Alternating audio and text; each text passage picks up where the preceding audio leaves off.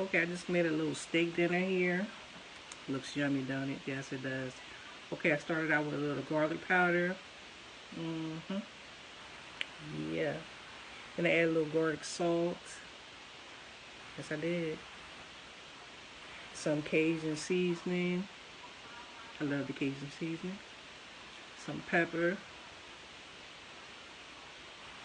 Then here we go. I'm cooking my steak. I made it. Actually, I used a little bit of garlic butter, which makes it even perfect. Um, my A1 steak sauce.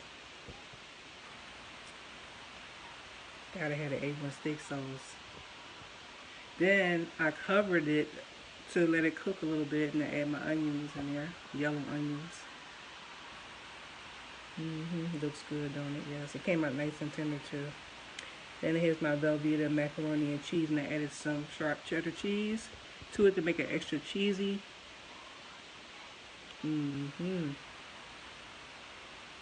Yes, ma'am.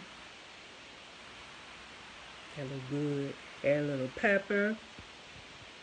I don't add any salt because it has enough salt in it. Just toss that bad boy, add the steak to my plate, and there you go. Boom.